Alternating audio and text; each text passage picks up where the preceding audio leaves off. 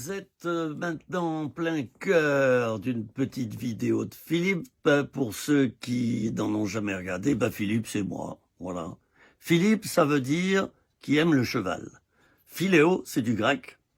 Philéo, hippos. Hein? Qui aime le cheval. Il y a, avec philéo, on fait philanthrope. Vous voyez? Philanthropie, etc., etc. Hein? Et hippos, il y a hippodrome, cercle hippique. Philippe, c'est philéo, hippos, qui aime les chevaux. Je vais bien m'appeler comme ça. Voilà. Et j'espère que vous avez un beau prénom, vous aussi. Hein? J'aime bien les fleurs. J'aime bien les femmes qui s'appellent Fleur. Je trouve que c'est un magnifique prénom. Hein? Bon, voilà. C'était un petit peu pour introduire cette vidéo par un peu d'humour. Il en faut en ce moment. On est en pleine période de confinement et je vous assure que c'est très important d'avoir beaucoup d'humour. L'humour fait quoi? Ça dénoue nos nerfs. Ça fait qu'on se décrispe et puis du coup on se détend et on dédramatise notre situation. Il faut beaucoup utiliser l'humour. Moi, je l'utilise beaucoup dans mes enseignements, mes prédications, mes entretiens personnels avec les gens. Hein? Comme ça, tu les détends. Alors, bien sûr, si une personne vient à toi et qu'elle est en deuil, tu vas pas commencer à plaisanter. Il y a des sujets pour lesquels, au contraire, il faut prendre un air grave. Hein? Mais sinon, l'humour, c'est un moyen de faire passer beaucoup de choses qui n'auraient pas passé sans humour. Voilà. Bon, alors, période de confinement, ça veut dire que beaucoup d'entre vous, vous allez pas bien. Ça veut dire que vous vous levez le matin un peu triste et que vous vous dites, oui, mais l'avenir nous réserve quoi? Et ce confinement, ça va durer 3 mois. Et Noël, on le passera tout seul devant une assiette de soupe. Crise sanitaire. Ça va un petit peu loin quand même. De punir les gens à ce point-là. Non. Je l'ai dit dans ma vidéo précédente. Et pas méchamment. Hein? Pas méchamment. Mais, non. Non. Les mesures, certaines des mesures qui sont prises pour solutionner cette crise sanitaire ne sont pas de bonnes mesures. Il faut en trouver d'autres.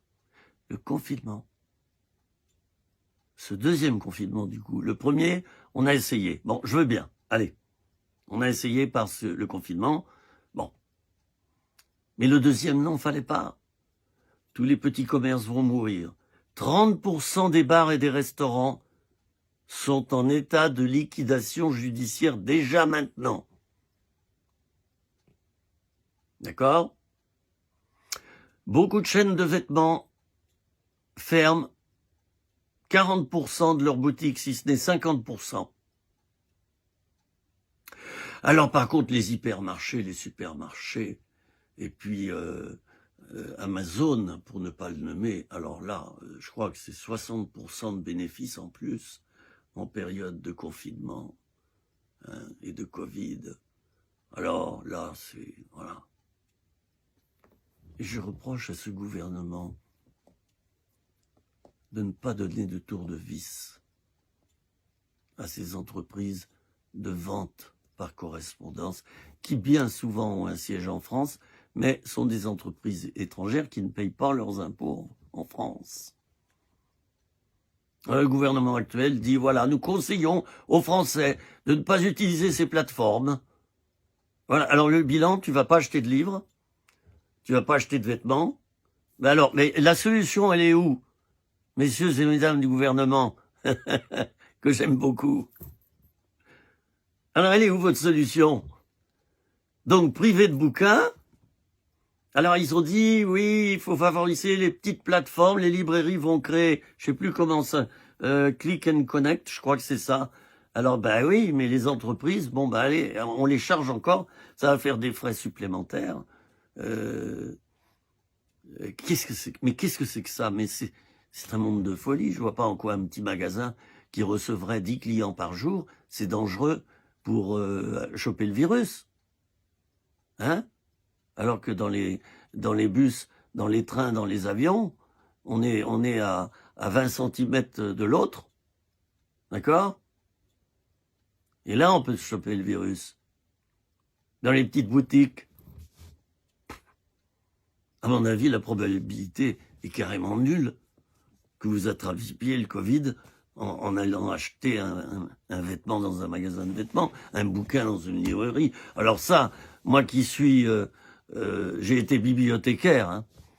Alors là, priver les Français de livres, alors ça, c'était fort quand même. Il a fallu qu'on gueule un grand coup, hein, pour qu'on ait une déclaration. Nous prions les clients de ne pas acheter de livres dans les grandes entreprises. Nous leur demandons, ah oui, c'était à vous de faire un arrêté.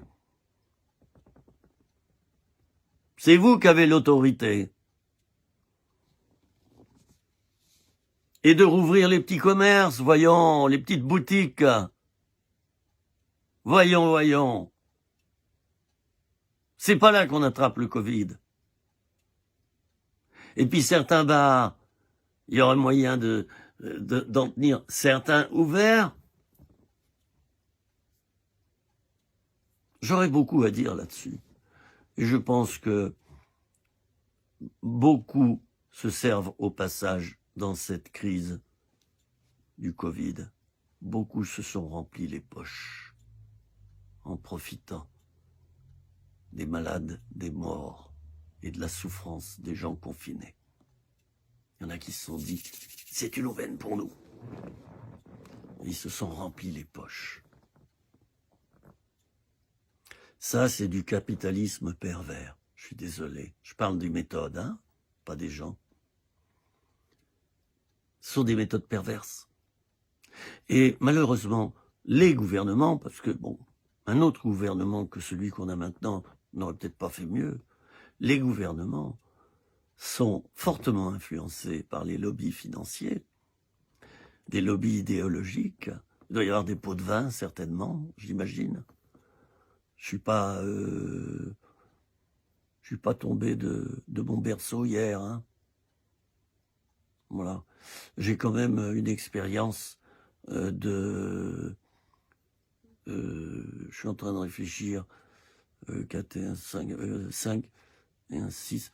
J'ai 50 ans d'expérience dans le monde du travail et j'ai fait plusieurs métiers. Et je peux vous dire que là, les mesures prises par les gouvernements successifs, là, qui sont pas les bonnes. On a affaire à des bureaucrates, des gens qui sont pas sur le terrain. On le voit bien. Ils disent oui, on vous a écouté. Mais déjà, la loi, elle était bouclée. Et on savait que ça changerait rien à la loi. Elle est déjà faite.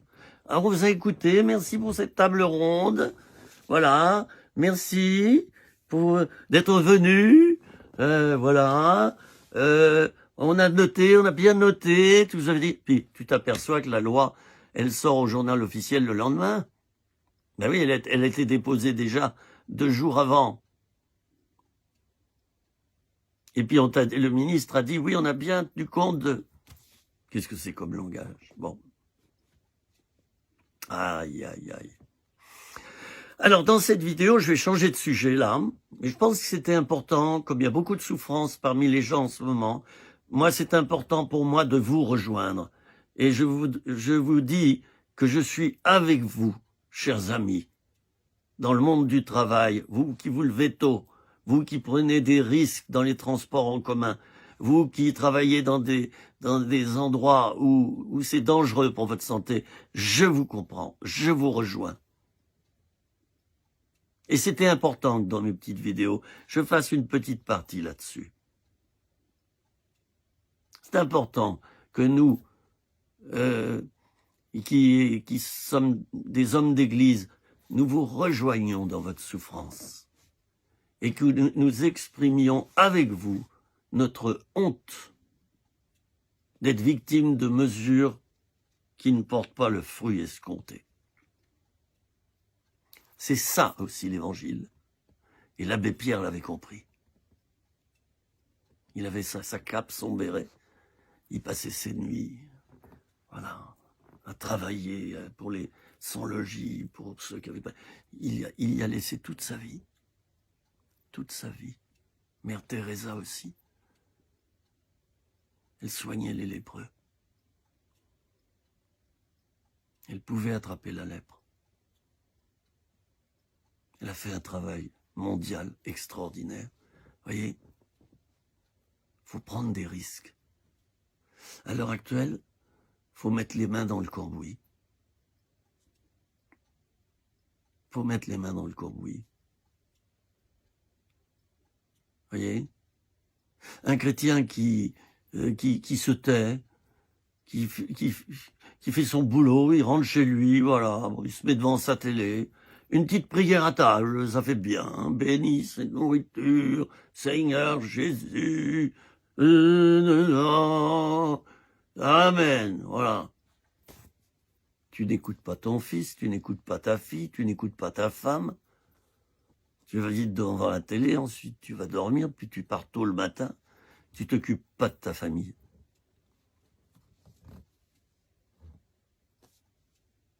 Ça va pas, ça. À l'heure actuelle, malheureusement, et c'est pas un jugement, il y a beaucoup de chrétiens qui vivent comme ça.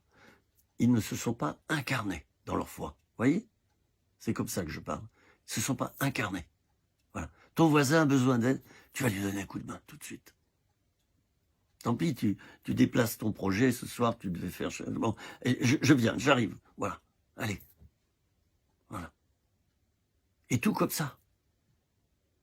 Aider les autres. Aime ton prochain comme toi-même. De la même manière que tu t'aides, et que tu aides tes enfants et ta famille, de la même manière que tu t'aides, va aider les autres. Et est-ce que tu t'aides, toi? Oui, hein. Quand un beau tableau, tout à coup, paf, il tombe par terre, le clou s'est détaché, ben, très rapidement, tu vas faire la réparation, tu vas aller chez Brico, je sais pas quoi, tu vas acheter une vis parapluie, tu vas réparer. Bon, ben, quand ton voisin, il lui arrive ça, ben, pourquoi tu lui ferais pas en lui offrant une tasse de café? Hein? C'est ça l'évangile d'abord. Il y en a qui disent faut annoncer l'évangile, faut annoncer. Oui, je suis d'accord. Oui, je suis d'accord. Ça, c'est une certaine forme. Mais la forme qui correspondra le mieux au terrain, qui touchera le plus les gens du terrain, c'est d'aller avec eux, c'est de travailler avec eux, c'est de les aider dans leurs épreuves, d'être présent. Voilà. Et les gens vont dire, mais comment se fait-il que vous êtes si rayonnant? Comment se fait-il que vous m'avez aidé? Je comprends pas. Vous avez l'air toujours au service des autres. Alors vous allez leur dire, vous voulez vraiment le savoir? Ah oui, on comprend pas, puis vous êtes toujours gentil. Bon, vous m'avez posé la question, ben j'aimerais vous dire que je suis croyant. Ah bon? Vous êtes croyant? Et vous croyez en Dieu? Qu'il y a quelqu'un au-dessus? Oui, je crois, et je l'ai même rencontré. Voilà. Et hop, et là, eh ben le témoignage, c'est formidable. Même au boulot, tu peux faire comme ça. Peut-être pendant 2 mois, quand tu occupes la première fois ton poste, tu vas pas dire que tu es chrétien. Et puis, tu es tellement gentil, tu as tellement une paix, les gens viennent vers toi. Puis là, tu vas expliquer, et puis là, tu vas témoigner. Moi, j'ai amené un certain nombre de personnes comme ça à l'évangile, simplement en me taisant, mais en vivant. Voilà. Bon. Alors, mon thème, c'est celui-là. J'ai été créé sur la terre dans quel but? Dans quel but? À quoi se destine l'être humain?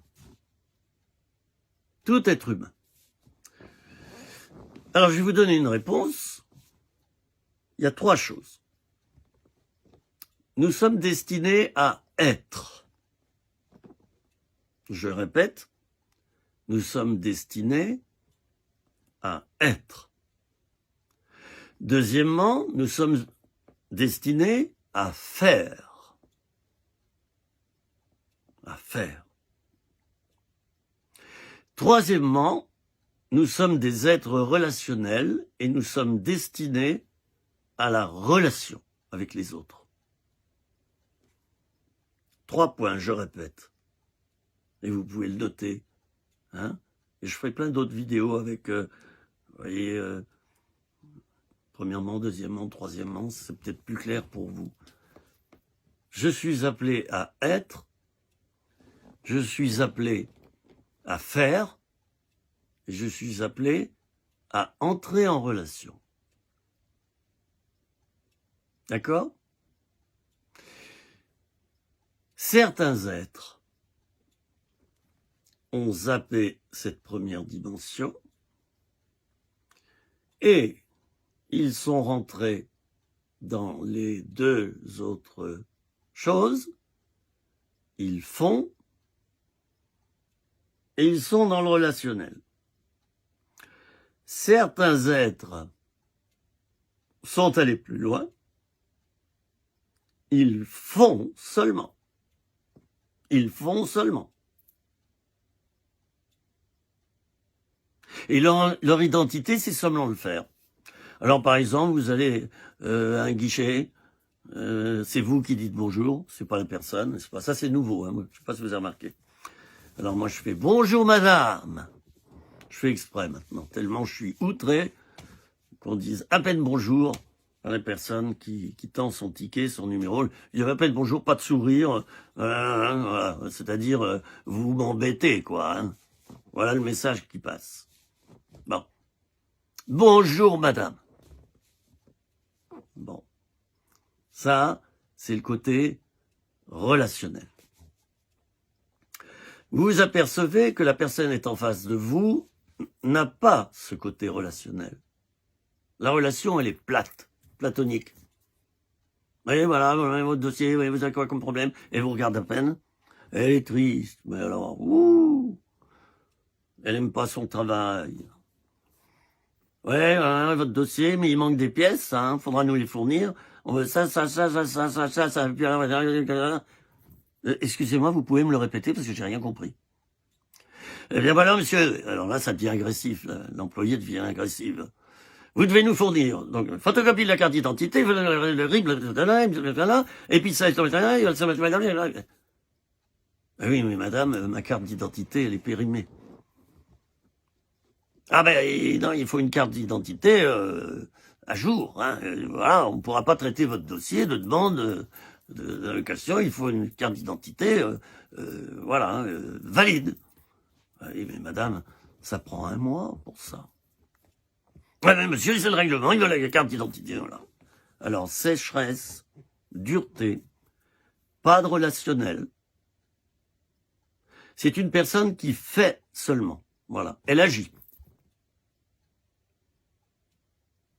Et elle n'est pas véritablement. Non. Parce qu'un être qui est, vous voyez, je me répète, un être qui est, eh bien, il est bien dans sa peau. Il a une personnalité aimante, plus ou moins remplie de bonté. Il y a en tout cas, s'il n'y a pas la foi chrétienne, il y a de l'humanisme, il y a de l'humanité. Il y a de l'humanité.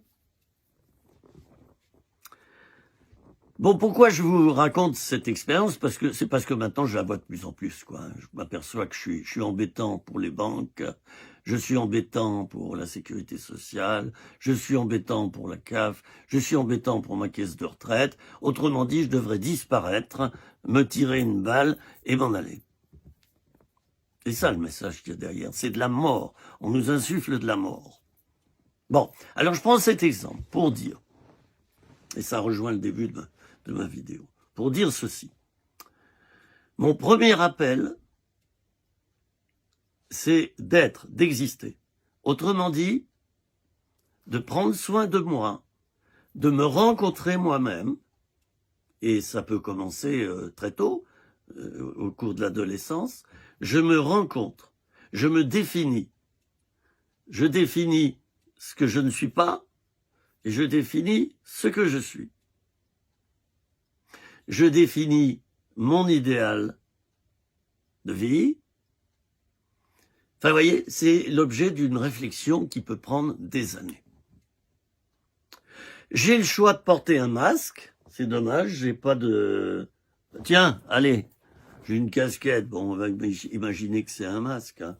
Alors, j'ai le choix de faire ça, vous voyez, hein, de porter un masque. Hein. Vous voyez, c'est très intéressant hein, quand je suis comme ça. Vous êtes d'accord? Je suis très attirant comme ça. Hein. Voilà. Alors, j'ai le choix de porter un masque. Je ne suis pas. Je fais semblant d'être. Je me crée un personnage. Je suis un comédien. Je fais semblant d'être. J'ai l'apparence de l'existence. Mais je ne vis pas dans mon être. Alors moi, dès l'âge de 17-18 ans, j'ai exploré mon être. 16 ans même. Oh oui, ça a commencé tôt. Et ma grande question existentielle, qui suis-je? Qui suis-je? Voilà, qui suis-je? Moi, Philippe, qui suis-je? Ça a pris beaucoup de temps. J'ai fait beaucoup d'erreurs d'interprétation sur moi, puis j'écoutais trop les autres. Dans ce qu'ils nous disent, il y a quelquefois des choses fausses, mais quelquefois des choses très vraies.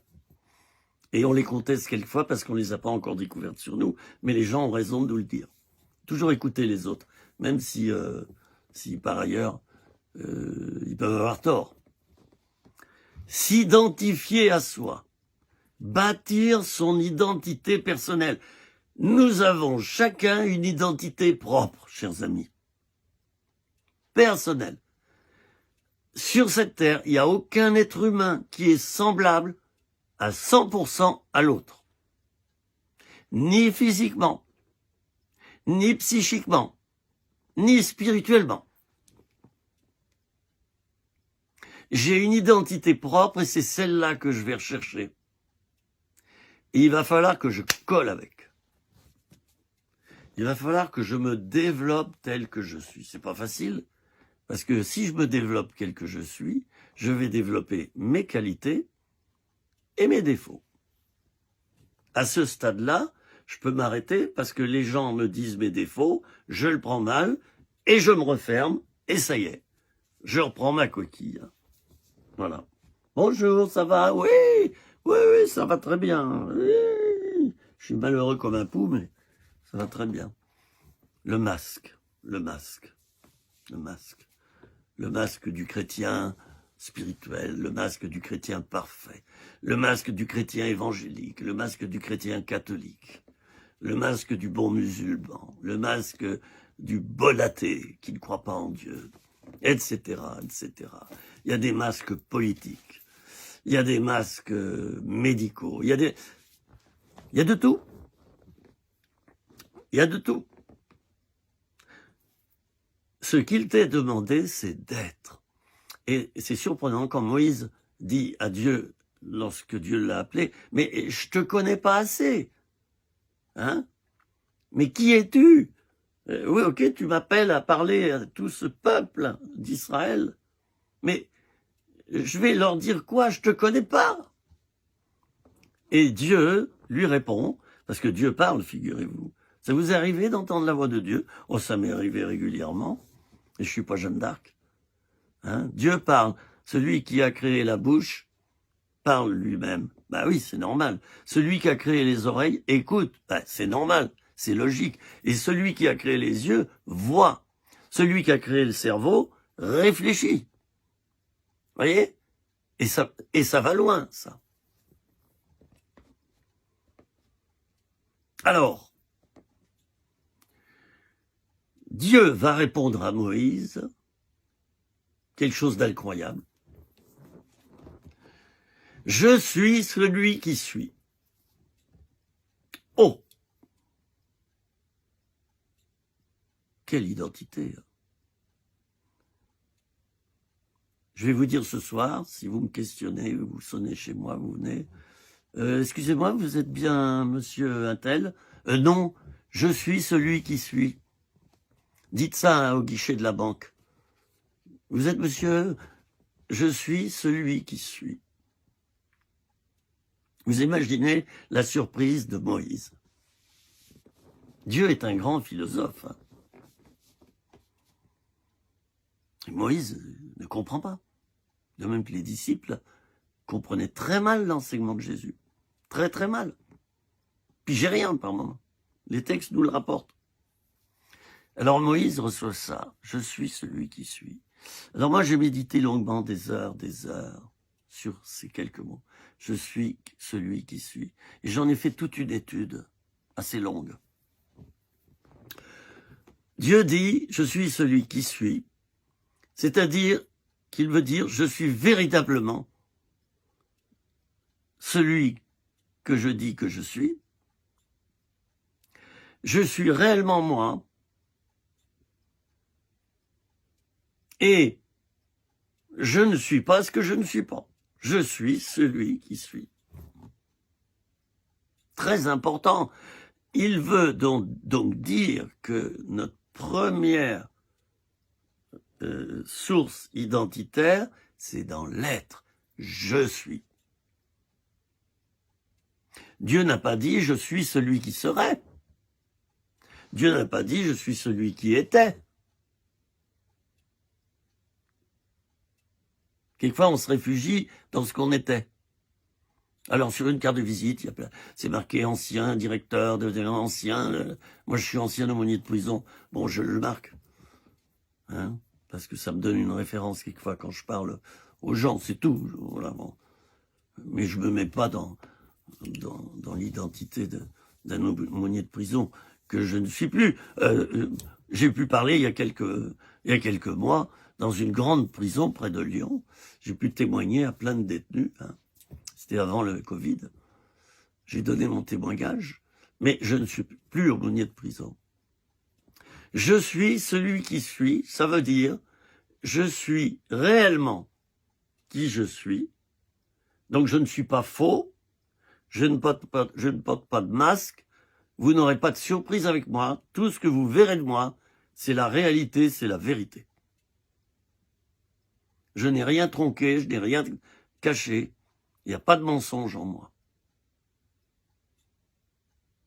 Je suis véritablement ce que je suis.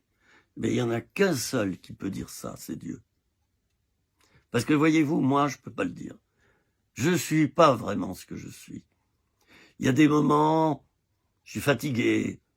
Et puis, je suis plutôt un être très gentil par nature et affectueux. Mais il y a des moments, je suis tellement fatigué que je suis un autre. Bon, je suis un autre, façon de parler. Hein? Alors, soit je vais dire à l'autre, excuse-moi, je suis fatigué, excuse-moi pour mon comportement, et là, je suis ce que je suis vrai. Soit je vais dire à l'autre, oui, oh, bah oui, et je cache ma fatigue, je fais semblant, et puis toute ma vie, je vais faire comme ça. Je vais mentir à mon patron, je vais mentir à mon pasteur, je vais mentir à mon conjoint, je vais mentir à mes enfants, voilà, et je porte un masque. Je ne suis pas celui qui suis. Il y a peu de gens qui sont réellement cela. On tend vers cette identité, c'est très bien, mais beaucoup ne savent même pas qui ils sont. Je suis celui qui suis, ça veut dire aussi que je sais d'où je viens, où je vais, et je vais véritablement rentrer dans ce que je suis. Ça, c'est Dieu. Moi, je tends à cela. Et j'espère que vous y tendez également. Mais je vous préviens, vous allez vous faire des ennemis si vous êtes vous-même. Parce que vous serez vous-même dans vos qualités et vos défauts sur la terre. Alors les gens vont voir vos défauts et bam, bam, bam, bam. Vous savez, coupé très fin là, comme ce qu'on appelle les appétits en Normandie. C'est de la ciboulette. On les appelle des appétits. Tac, tac, tac, tac, tac, tac. On émince tout fin. Vous voyez ? Ils vont vous saucissonner, ils vont vous poursuivre. Parce que vous avez osé être vrai, être de mauvaise humeur, dire ce que vous pensez. Vous n'avez pas pris de gants, vous n'avez pas pris de masque. Et Jésus pouvait dire également, je suis celui qui suis. Vous avez vu le résultat, il a été mis sur une croix. Et vous, les amis, qui marchez dans la vérité, qui êtes, peut-être tu es un homme ou une femme vrai. Moi, je les repère, ceux qui sont vrais. On s'entend bien d'ailleurs, parce que moi, j'essaie de l'être. Je les repère, on s'entend toujours bien. Tout de suite. Au bout de 3 minutes, c'est comme si on se connaissait depuis 20 ans. On se flaire. Puis par contre, ceux qui se cachent derrière un paravent et derrière un masque, ça passe pas. Ça passe pas. C'est très difficile de rentrer en relation avec eux.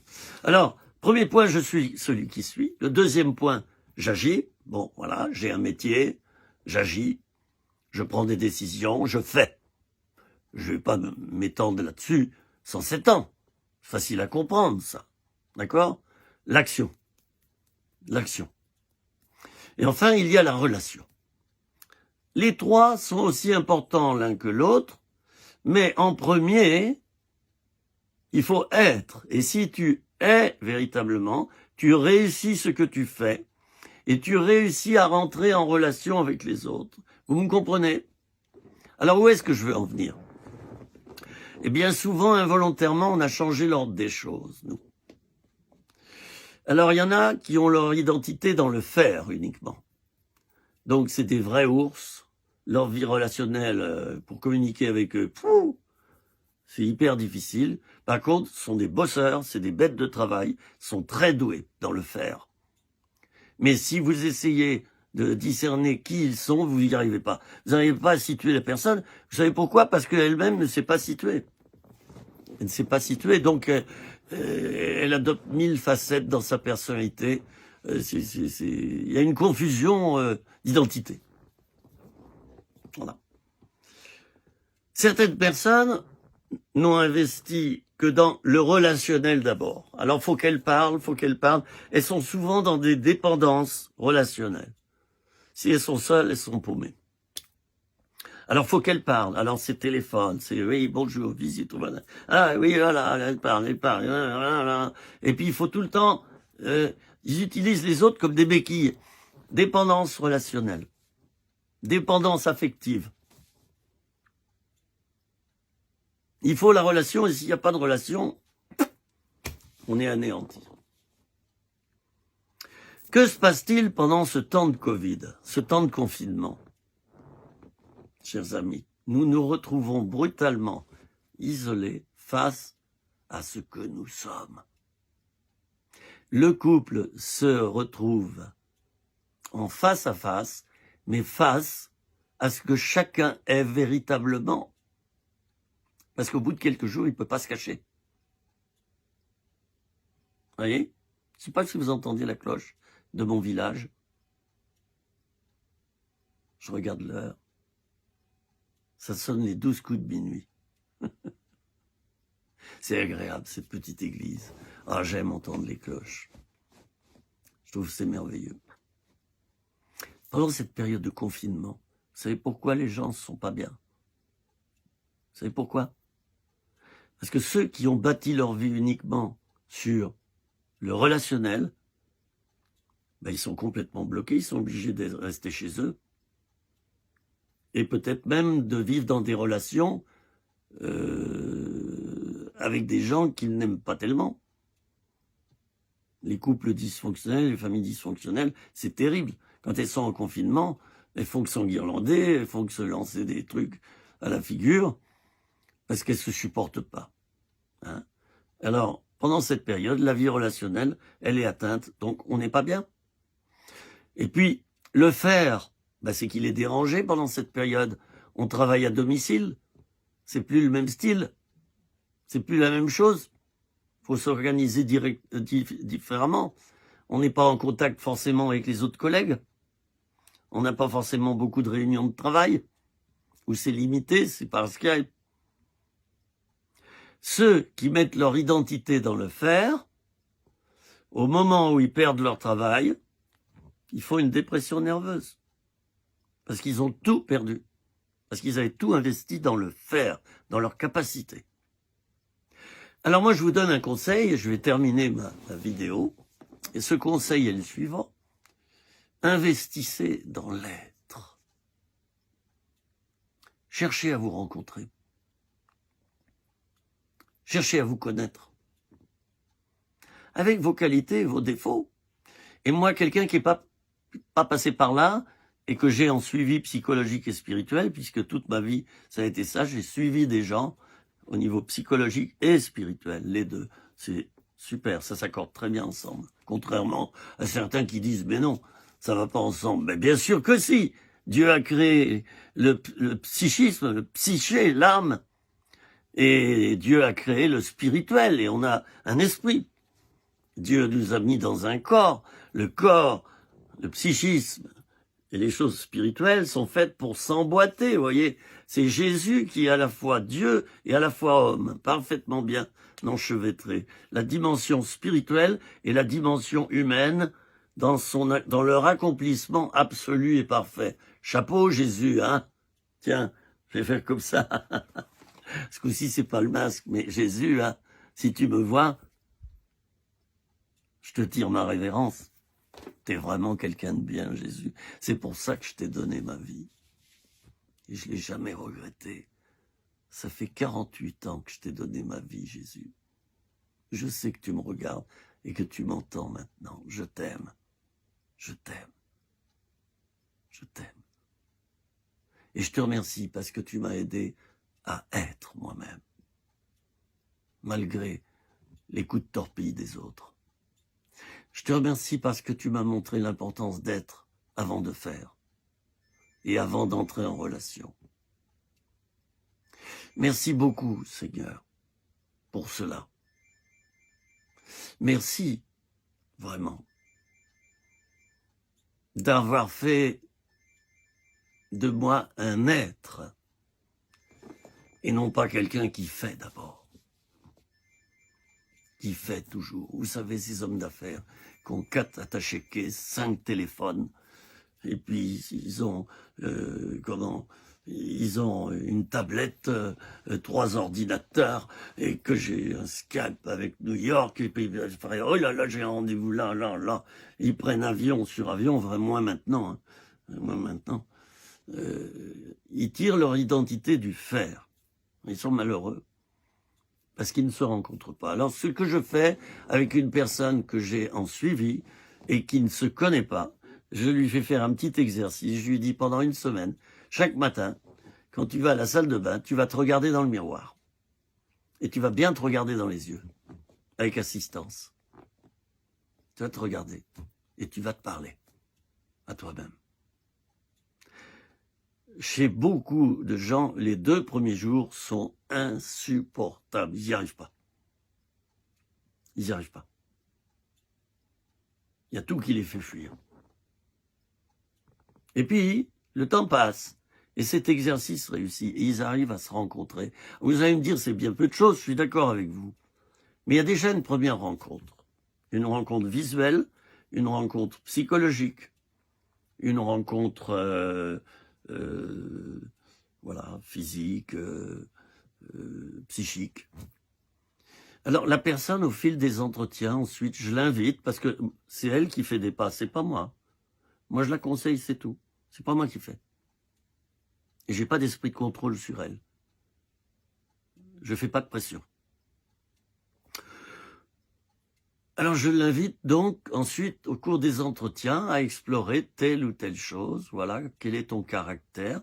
Ben, pour la prochaine fois, si tu veux, tu fais un exercice. Tu vas noter sur une feuille tes défauts et tes qualités. Ces 2 colonnes. Vous voyez, ce genre d'exercice. Voilà.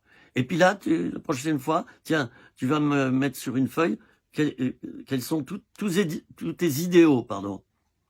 Et puis tu vas me mettre aussi dans une autre colonne ce que tu ne voudrais pas devenir. Alors, il y a plein d'exercices comme ça, tout simples. Et au fil des entretiens, moi, je note les résultats et je coche les points qu'il faudra travailler. Ben, bien sûr, parce que c'est révélateur. En premier lieu, Dieu nous invite à être, et notre force pendant ce confinement, ceux qui vont passer le mieux possible le confinement, sont ceux qui sont véritablement ce qu'ils sont en eux-mêmes. Et ils sont moins influencés par les privations extérieures. Privation de liberté, privation de travail, privation oui, voilà, de quantité de choses. Parce que leur énergie, leurs ressources, c'est dans leur identité. Oui, elles sont dans le bien-être. Ça s'adresse aux chrétiens également. Hein, le chrétien est une nouvelle créature. Le vrai chrétien. Je ne parle pas du chrétien de nom. Mais le vrai chrétien converti, et donc authentique, profond, vaut mieux dire ça. Le chrétien profond, c'est pareil, il va falloir qu'il travaille son identité en Christ. Et non pas d'abord ce qu'il va faire avec ou pour Dieu. Ou soigner le côté relationnel avec les autres chrétiens, être à l'église, tout souriant, alléluia, tout va bien. Et ton être, est-ce que tu le travailles? Alors moi, j'utilise ces deux pôles, le pôle psychologique et le pôle spirituel, pour les gens arrivent eux-mêmes à définir leur identité. Eh bien, une fois que tu as défini ton identité, la démarche suivante, c'est de rentrer dans cette identité. Ça, c'est une autre paire de manches. Ça nécessite un travail de tous les jours. Mais au bout d'1 an, 2 ans de suivi comme ça, la personne, normalement, elle rayonne, après elle est bien. Elle est dans une paix, un bien-être intérieur. Et voyez-vous, elle est capable de passer par des épreuves très difficiles. Et si son identité spirituelle, elle a pu l'explorer et s'identifier par rapport à Dieu, hein, eh bien, elle va tirer en pleine épreuve, au moment du manque, elle va pouvoir se nourrir dans cette identité spirituelle et dans l'identité de Dieu, dans son être à Dieu et dans son être à elle, cette personne. Et l'importance. Ne fuyons pas dans la vie relationnelle. Ne fuyons pas dans l'action. Il y en a qui sont tellement pris par des activités, ils prennent des responsabilités partout, ils n'ont plus de temps pour eux. C'est une fuite. Et même en vacances, au bout de 2 jours, ils s'ennuient et il faut qu'ils retravaillent. Il y a un déséquilibre, il y a un problème. Alors, l'idéal, c'est donc de puiser dans l'être. Et ça prend des années pour devenir soi-même. Je termine en disant que si tu réussis à devenir toi-même, si tu réussis à développer aussi ton identité en Christ, si ton identité personnelle et ton identité spirituelle sont bien ajustées, alors tu vas passer le mieux possible par des épreuves douloureuses. Et si tu n'as pas fait ça encore, je t'invite à le faire, d'accord? Et peut-être que le malaise que tu as à l'heure actuelle, le gros malaise que tu as, c'est peut-être lié au fait que tu n'as pas cultivé d'abord l'être. Donc maintenant que tu te retrouves seul face à toi, bah t'es trop malheureux. Je connais une personne, faut qu'elle sorte constamment de chez elle. C'est très parlant quand même. Faut qu'elle sorte de chez elle, faut qu'elle parle aux gens, faut qu'elle fasse quelque chose. Mais dès qu'elle est face à son être, elle n'y arrive pas. Elle prend peur. Je vais prier maintenant pour ceux et celles d'entre vous qui ont envie de développer cette identité merveilleuse qu'ils ont. C'est très possible de le faire et à tout âge. Vous m'entendez bien? À tout âge. Évidemment, c'est un petit peu plus long quand on a pris de la bouteille, parce que, vous savez, c'est comme les vieux célibataires. Hein, ils ont leurs habitudes. Et s'ils se marient à 60 ans, ça va pas être facile. Ils vont devoir apprendre à vivre à deux, donc à composer et à faire des compromis positifs, de manière à pouvoir fonctionner avec l'autre. Hein. Donc, si vous avez à cœur de devenir vous-même, je vais prier pour vous. Et pourquoi vous ne trouveriez pas peut-être au sein de votre église, quelqu'un qui est spécialisé dans la relation d'aide. Je suis un petit peu fatigué. Dans la relation d'aide et dans l'écoute et la prière, en entretien individuel. Pourquoi pas? Pourquoi pas? C'est bon de travailler avec quelqu'un, dans ce cas-là, son identité. Tout seul, c'est difficile à le faire. Alors je vous invite à essayer de trouver un conseiller, quelqu'un avec qui il y a du bon contact, et là vous allez travailler votre vie ensemble. D'accord? Et si ce conseiller n'est pas chrétien, vous lui annoncez la couleur dès le début, et vous dites, écoutez, moi je veux travailler ma vie avec vous, avec votre aide, seulement si vous respectez ma foi chrétienne. Voilà. Si la personne dit, pour moi ça pose pas de problème, vous pouvez y aller. Et si elle commence à se redire, puis à dire, la religion, c'est l'opium du peuple, là. Bon, ce qui n'est pas faux par ailleurs, une certaine religion, hein. C'est l'opium du peuple. Alors si elle commence à vous attaquer comme ça, prenez rendez-vous avec quelqu'un d'autre. Vous allez pas vous entendre. Alors, je vous invite à faire ça et je vais prier maintenant pour vous, d'accord? Je vous invite à fermer vos yeux. Et Seigneur, je prie dans la simplicité de cœur pour les personnes qui ont besoin d'être avant de faire et d'entrer en relation.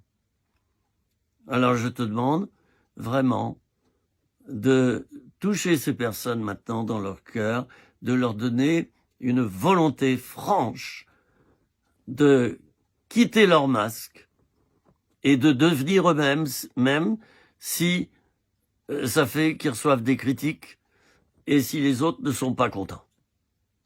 Donne-leur cette force de résister et de développer leur belle identité qui est unique. J'ai prié en ton nom et je prie encore pour qu'elle rencontre aussi une personne ayant des capacités de partage, d'écoute, de conseil et qu'elle pourrait rencontrer peut-être 2 fois par mois, pourquoi pas, pour travailler pendant une bonne période cette identité qui a été malmenée et peut-être abusée psychologiquement, spirituellement, sexuellement. Eh bien, Seigneur, que tout cela puisse être déposé et que l'identité véritable maintenant commence à poindre dans le cœur de ces personnes. Merci Jésus. Amen. Voilà, j'ai terminé maintenant sur ce thème. Vous avez vu que j'aborde quelquefois plusieurs choses à la fois, mais j'aime bien ça. Il y en a qui vont me dire, tu sautes du coq à l'âne. Écoutez, le coq il fait cocorico et l'âne il fait i-an, hein. Donc ça donne i-can, i-an, cocorico ou cocorico, i-an. Vous voyez, je termine avec un tout petit humour que pas vraiment drôle d'ailleurs, mais bon, c'est comme ça. C'est l'humour des gens de mon âge. Mes enfants me disent toujours, oh papa, c'est lourd, hein, t'es lourd. Bon, je l'admets, je dis, écoutez, on n'est pas de la même génération. C'est pas les mêmes choses qui nous font rire. Voilà, je vous souhaite le meilleur et engagez-vous, s'il vous plaît, à devenir vous-même plutôt qu'à porter des masques. Après, vous êtes malheureux, vous faites des dépressions et vous ratez plein de choses. Voilà. D'accord ? Je vous dis à bientôt et notez, si cette vidéo vous a fait du bien, mettez une petite note quand elle est sur Facebook. Vous marquez un petit mot. Je vous demande pas des éloges. Je vous demande de me dire, j'ai été touché par ça. Voilà. Ça va me permettre de mieux m'ajuster à vos besoins. D'accord ?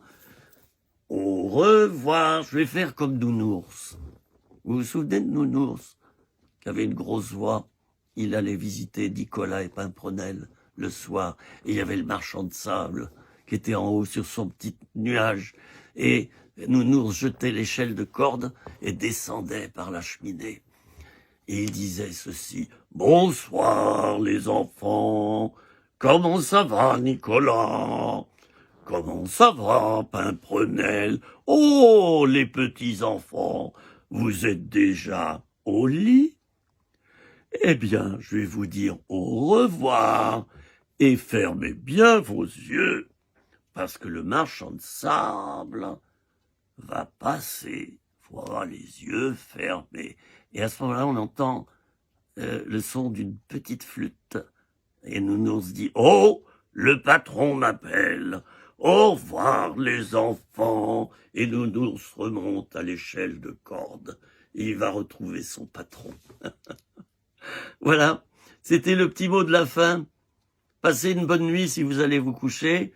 Et si vous êtes en pleine journée, eh bien, bon appétit ou bonne promenade. Et surtout, gardez la joie. Ne vous la laissez pas ôter. À bientôt. Au revoir.